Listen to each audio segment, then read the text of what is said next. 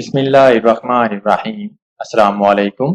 मैं हूं आपका ट्यूटर ज़िशान अशरफ और आप देख रहे हैं हमारा YouTube channel tutor Zeeshan online. उम्मीद है कि आप सब लोग खैरियत से होंगे। तो शुरू करते हैं आज का लेक्चर। हमारे आज के लेक्चर का टॉपिक है bellman Ford algorithm.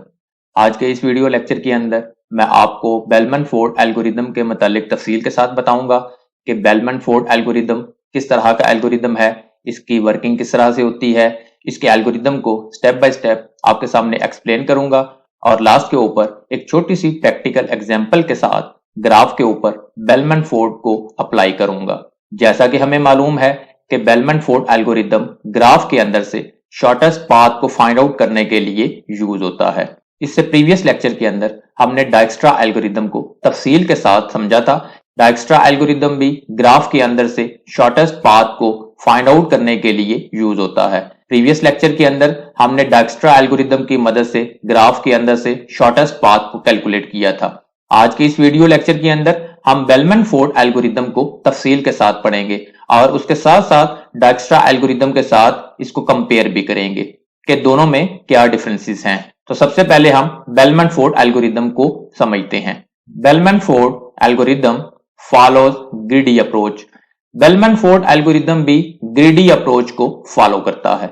Greedy approach को हम प्रीवियस लेक्चर्स के अंदर तफसील के साथ पढ़ चुके हैं। Bellman Ford algorithm is used to find out the shortest path from single source to all vertices. Bellman Ford algorithm भी डायक्स्ट्रा एल्गोरिदम की तरह ग्राफ के अंदर से सिंगल सोर्स से शॉर्टेस्ट पाथ को फाइंड आउट करता है उसके तमाम वर्टिसेस के साथ। डायक्स्ट्रा एल्गोरिदम और बेलमैन फोर्ड दोनों सिंगल सोर्स से शॉर्टेस्ट पाथ को कैलकुलेट करते हैं, लेकिन दोनों के अंदर फर्क है और उनकी वर्किंग मुख्तलिफ है। The algorithm was first introduced in 1955 by Alfonso Shimbel and then American mathematician Richard Bellman in 1956। इस एल्गोरिदम को 1955 के अंदर अल्फोंसो ने इंट्रोड्यूस करवाया था। उसके बाद 1956 के अंदर रिचर्ड बेलमैन ने इसको प्रपोज किया, इसीलिए रिचर्ड बेलमैन के नाम के ऊपर ही इसका नाम बेलमैन फोर्ड एल्गोरिदम रखा गया। ये उसकी हिस्ट्री है। A widely used application of Bellman-Ford algorithm is networking routing protocol RIP। Bellman-Ford algorithm networking के अंदर routing protocol, routing information protocol जिसको रिप भी कहते हैं, उसके अंदर यूज होता है। इसके अलावा इसकी काफी सारी और एप्लीकेशंस भी हैं। Bellman Ford algorithm is slower than Dijkstra algorithm. Dijkstra algorithm के मुकाबले में बेलमैन फोर्ड एल्गोरिदम स्लो है। उसकी वजह यह है कि इसके अंदर नेगेटिव वैल्यूज भी होती हैं और ये डायरेक्टेड ग्राफ के ऊपर अप्लाई होता है, जबकि डायक्स्ट्रा के अंदर ना तो नेगेटिव वैल्यू थी और ना ही उसके अंदर डायरेक्शन थी।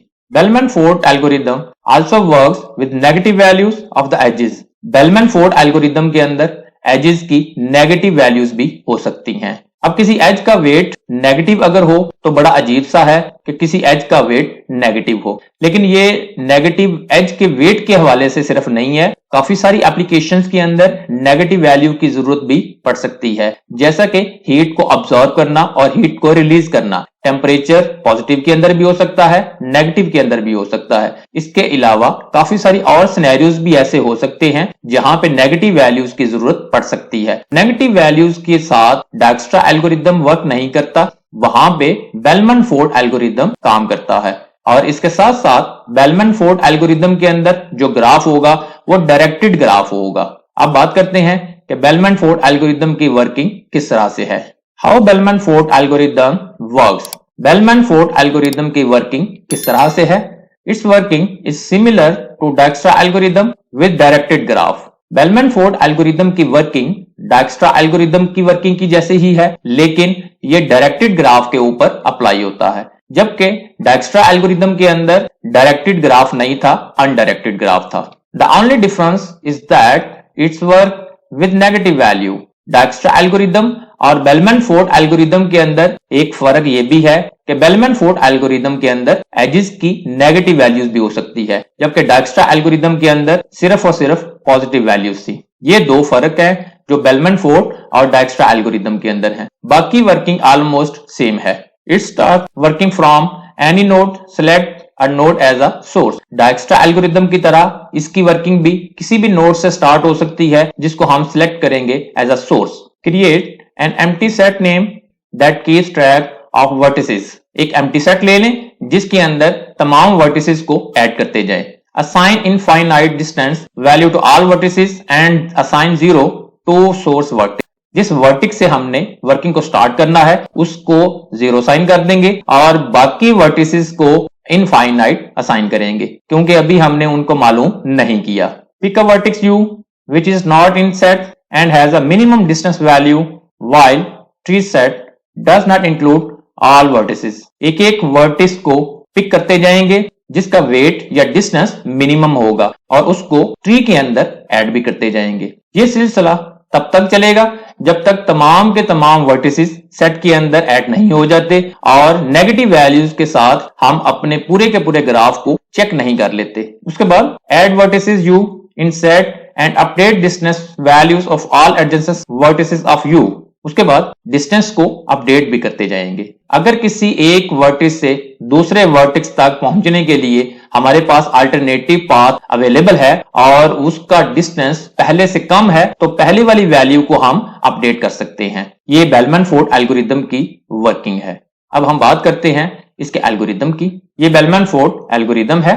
फंक्शन का नेम बेलमैन फोर्ड है जिसके अंदर दो पैरामीटर पास हो रहे हैं, एक उसके अंदर जी ग्राफ और दूसरा उसके अंदर सोर्स।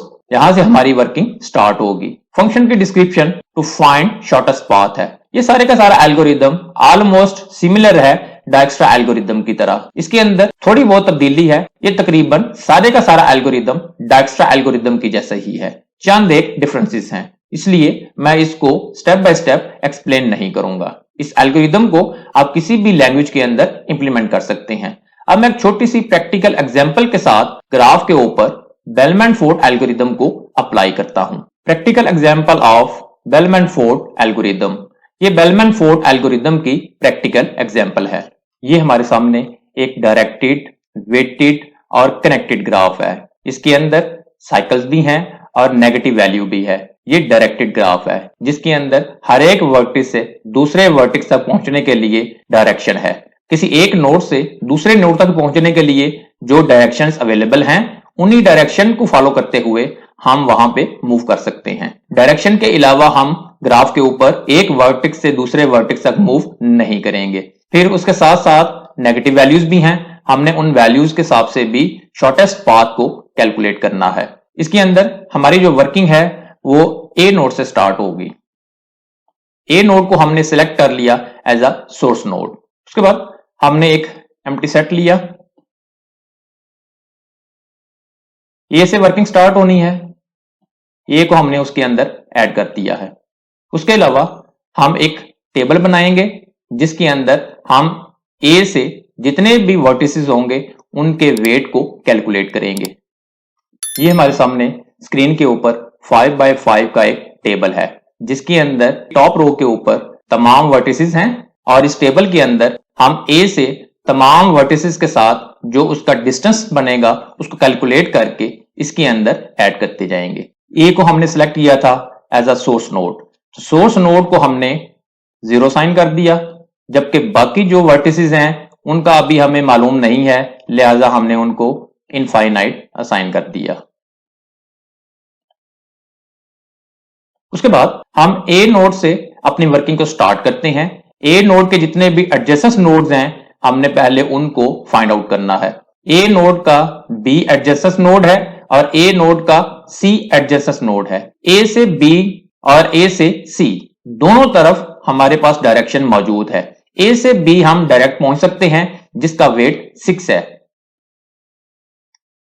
बी के ऊपर हम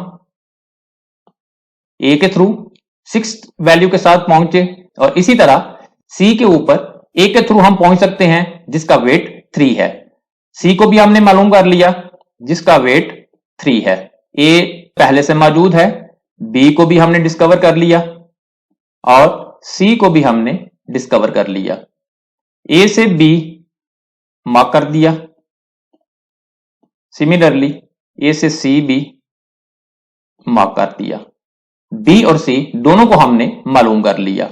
उसके बाद बी के आगे डी भी कनेक्ट है और बी से ई भी कनेक्ट है। सिमिलरली सी से डी भी कनेक्ट है, सी से बी भी कनेक्ट है और सी से ई भी कनेक्ट है। अब हम डी और ई को कैलकुलेट करते हैं। डी तक पहुंचने के लिए हमारे पास जो पाथ है वो ए से बी और बी से डी है, फिर ए से सी और सी से डी भी है। लेकिन बी तक पहुंचने के लिए हमारे पास एक अल्टरनेटिव पाथ भी है, वो ये है कि ए से सी और सी से बी। ए से सी और सी से बी तक जो टोटल वैल्यू है वो 4 है, जबकि ए से बी डायरेक्ट जो पाथ था उसकी वैल्यू 6 है। तो पहले हम क्या करेंगे, पहले हम बी तक पहुंचने का जो डिस्टेंस है वो अल्टरनेटिव पाथ के साथ कम है, उसको रिवाइज कर लें। अब बी तक पहुंचने के लिए एक डायरेक्ट पाथ था ए से बी और एक अल्टरनेटिव पाथ है वाया सी जिसकी वैल्यू 4 है। हम अपडेट करेंगे, सी तक पहुंचने का सेम पाथ है लिहाजा उसके अंदर चेंज नहीं है। उसके बाद डी तक पहुंचने के लिए हमारे पास ए से बी और बी से डी पाथ था, लेकिन ए से बी को हमने चेंज कर लिया। अब हम बी के ऊपर ए से सी और सी से बी तक आ रहे हैं। ए से बी तक डायरेक्ट पाथ था, जबकि हमने इसको चेंज किया। अब हम बी के ऊपर वाया सी आ रहे हैं, लिहाजा हम पहले इसको चेंज करते हैं। बी तक पहुंचने का हमारे पास अल्टरनेटिव पाथ मौजूद है जो कि ए से सी और सी से बी कम वेट के साथ था, हमने उसको अपडेट कर लिया। अब हम डी तक पहुंचेंगे इसी पाथ को फॉलो करते हुए, ए से सी से बी और बी से डी। अगर हम इसको कैलकुलेट करें तो ये 3 + 1 4, 4 + 3 7, ये 7 है। लेकिन अगर हम ए से सी से डी की बात करें वो 8 है, और अगर हम ए से बी और बी से डी की बात करें वो 9 है। तो हमारे पास कम वेट के साथ डी तक पहुंचने का जो पाथ है वो ए से सी से बी और बी से डी विद 7 वेट। हमने उसको 7 के साथ ऐड कर दिया। डी को हमने डिस्कवर कर लिया, डी को हमने ऐड कर दिया और इसके पाथ को हमने हाईलाइट कर दिया। डी भी हमने डिस्कवर कर लिया। उसके बाद ई है। ई तक पहुंचने के लिए हमारे पास मल्टीपल पाथ हैं, ए से बी, बी से ई। इसके अंदर जो टोटल वेट बनता है वो 10 है। लेकिन अगर हम ए से सी और सी से ई की तरफ जाएं तो ये 3 + 6 9 बनता है। लेकिन अगर हम ए से सी से बी और बी से ई की तरफ आए तो 3 + 1 4 एंड +4 8, ये 8 बनता है जो कि कम है। ई को भी हमने 8 के साथ डिस्कवर कर लिया।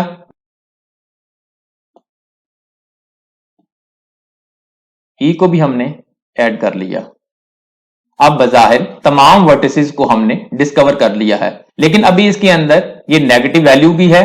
इस नेगेटिव वैल्यू के साथ हम उसको भी एक दफा चेक करते हैं कि क्या इसके थ्रू कोई हमारी चेंज है तो नहीं, क्या इसके थ्रू हमारा जो शॉर्टेस्ट पाथ है उसके अंदर कोई चेंज तो नहीं आती। हम इसको भी चेक कर लेते हैं। ए का डिस्टेंस 0, ए से बी तक पहुंचने का हमारे पास जो शॉर्टेस्ट पाथ है वो वाया सी था जिसकी वैल्यू 4 थी। ए से सी तक पहुंचने का भी हमारे पास डायरेक्ट एक ही पाथ है, ए से सी, जिसका वेट 3 है। अब डी तक पहुंचने के लिए हमारे पास मल्टीपल पाथ हैं, जिसके अंदर हम ई से डी की भी बात अगर करें तो वो नेगेटिव वैल्यू के साथ है जिसका वेट -6 है। अगर हम डी के ऊपर ई के थ्रू आए, ए से डी तक का जो हमारे पास डिस्टेंस है वो 7 है। अगर हम ई के थ्रू डी तक पहुंचे तो ई तक हमारे पास जो डिस्टेंस था वो 8 था, उसमें से 6 को माइनस करें तो 2 आ जाता है। ए से डी तक जो हमारे पास डिस्टेंस बनता है वो वाया ई 2 है। हमने इसको चेंज किया और ग्राफ के अंदर से भी हम उसको चेंज कर देंगे। अब डी तक हम वाया बी नहीं जा रहे बल्कि वाया ई जा रहे हैं जिसका डिस्टेंस 2 है।